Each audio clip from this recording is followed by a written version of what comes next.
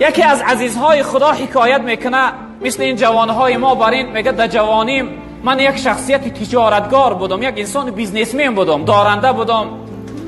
کاری هر روزه من میگه سر و بدن زیبا کردن، لباسهای زیبا پوشیدن و دقیقی کوچه گشتن بود. تا اینکه امروز جوانها هم عادت داره وقتی از خانه بیرون شدنش سرش شانه میکنه، لباساشو چقدر زیبا میکنه، چه خوشبویی میکنه، تا اینکه یک دقیقی کوچه برآمد یگان دختر دیدش نگاهش کنه. گفته این حضرت میگه من خودم زیبا میکردم، لباسی زیبا میپوشیدم، جوان بودم، مغرور مست، دقیقی کوچه میبرآمدم. میگه روز چنین خودم زیبا کردم، در کوچه برآمدم دیدم یک دختر بسیار زیبا، دختری نورانی، دختری محجبه، یعنی حجاب و ستر رعایه کردگی و از تگ چادر اون شعله نورش نمایان بود. در قد کوچه نمایان است. میگه اون دختر من نگاه کردم، اون دختر که صالحه و خدا ترس، میگه سرش پایان کرد، من اهمیت نداد، من نگاه نکرد. میگه من بسیار نگاهش کردم، آمد با پیشم گذشته رفت، چیزی از وی پرسیدم با من صحبت نکرد. بعد از اون میگه آهسته آهسته از خفاش رفتن گرفتم. در اصل وقتی انسان با یک شخصیت دیل ببنده از خفاش میره کو در کجا میدر آمده باشه، تا اینکه بپرسه که وای دختری کی بود، دختری کی هست، از کجا هست. میگه از خفاش رفتن گرفتم آهسته آهسته. بعد از اون میگه کمی رفتم، اون دختر احساس کرد که من از خفاش هستم. بعد از اون میگه دجاش ایستاد، گشت گفت برادر، گفت از خفای من کجا میایی؟ چی مقصد داری؟ از من چی میخواهی؟ میگه گفتم که من به تو عاشق شدم، من محبت تو، عشق تو در دل من جا گرفته، من تو را دوست داشتم. میگه این دختر گشت گفت ای جوان، گفت تو با چی چیزی من عاشق شده ای؟ میگه نگاه کردم بسیار چشمهای گردی بزیب داشت. گفتم ای دختر من با چشمهای تو عاشق شدم، چقدر چشمهای زیبا داری، چشمهای بزیب داری. میگه این شخصیت گفت، این دختر گفت ای جوان، گفت میخواهی که من ترا به مقصدت برسانم، به آرزوت برسانمت؟ میگه دل من انیقه که این دخترم تسلیم شد، راضی شد در برابر من. گفتم البته من میخواهم که به آرزو و مقصد من برسانی. میگه این دختر گفت همینجا کمی ایست، من ترا همین لحظه به آرزوت میرسانم.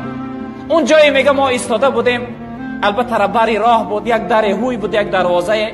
این دختر میگه در همون دروازه داخل شد، از بین یک کمی گذشت، از اون دروازه میگه یک غلامزن سال رفته در دستش یک طبق، در بالای طبق یک رومال بار کرده بیرون شد. من دید که یک جوان ایستاده. گفت ای جوان، با چشمهای همون دختر زیبا شما عاشق شده بوده؟ میگه گفتم بله من عاشق شدم.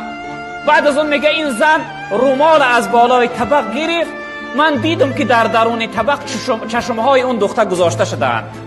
این دختر داخل خانه شد، این زن حکایت میکنه، داخل خانه شد، چشمها را از سر گرفت و در طبق گفت یک جوان با هم چشمهای من عاشق شده، بربطه تا اینکه با مقصدش برسه. میگه این حادثه را دیدم، وجود من لرزه فرا گرفت.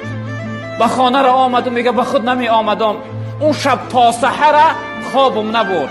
وقتی سحر شد میگه در حال خیستم، راست نزدی در این شخصیت آمدم، در زدم. میگه همون پیرزن در کشاد بیرون شد. گفت ای جوان با چی میخواهی؟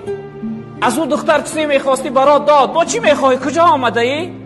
گفت بخشش مادر، من بخشش پرسی آمدم، من خواستم که از اون دختر بخشش بپرسم که برای ما خوشه اینقدر آزار داد، اینقدر عذاب داد خوشه. میگه این پیرزن گفت که ای فرزندم، گفت دیر کردی. اون دختر همون دیروز وقتی چشمهاش از سر گرفت و برای تو داد، یک دعا کرد و بعد از اون دعا جان داد. ما دیروز او را در خاک سپاریدیم. دعاش چی بود؟ دعای او دختر این بود که ای پروردگار، این چشم، این جسم و بدنی که سبب گناه کردن یک جوان میشود، من از این بیزار هستم. ای پروردگار، من نمیخوام که از روی من یک جوان جهنمی و دوزخی بشود. پروردگار اگر از تو از من راضی باشی، همین امانت جان از بدنی من بگیر. من در این دنیا دلتنگ شدگی هستم، من دیگه در این دنیا زندگی نمیخواهم. میگه همین جمله ها را میگفت و جان داد. این دختر را بردیم، دیروز ما در خاک سپاریدیم. این جوان میگه من سراغه قبرش گرفتم و سر قبر اون دختر رفتم. 3 شبانه 3 روز میگه من خواب نرفتم، در تاری سری وی گریه کردم، از وی بخشش میپرسیدم. گفتم ای پروردگار، اگر این بنده ای از من راضی باشه، به سبب خواب دیدن یا اینکه به سبب الهامات من خبر که تا اینکه دل من آرام بگیره. میگه 3 شبانه 3 روز خواب نرفته بودم.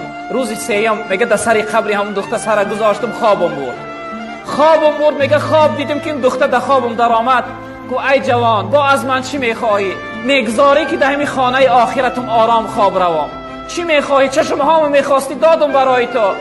میگه گفتم ای خواهر اسلامی، من ببخش، من میخواهم از تو بخشش بپرسم.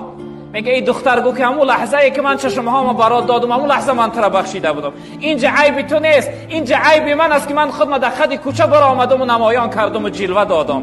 از روی دیدن من تو گناهگار شدی، یعنی تو به گناه آلوده کردی. بعد از اون میگه از این دختر بخشش پرسیدم و از این دختر یک خواهش کردم. گفتم ای که خواهر اسلامی، برای من بدبخت گناهگار گمراه یک نصیحت کن تا اینکه اصلاح شوم، تا اینکه بعد از اون حیات ما یعنی خوشبختانه در عبادت و بندگی بگذرانم. میگه این خواهر اسلامی یک نصیحت کرد برای من. گفت برادر، اگر بخواهی که گناه نکنی، اگر بخواهی که دیگر در راه معصیت و گناه نروی، در هر حالت و هر کجای باشی خود را در محضر خداوند حاضر بدان. در هر کجای باشی انیق بدان که خداوند تو را دیده ساده است. ای بدبخت، آیا در محضر خدا، در نزد خدا تو چی نوع گناه میکنی؟ میگه چنین برای من نصیحت کرد و برای من گفت که اگر بخواهی که بدبخت نشوی، اگر بخواهی که حیاتت خوشبختانه بگذره، بعد از هر خطا و گناه، بعد از هر فکر و نیتی بد، نگاهی بد، شنیدنی بد یا گفتنی بد، در حال گفت برادر توبه داشته باش. یعنی که توبه در حالی سبب چی میشه؟ سبب اصلاح انسانیت میشه.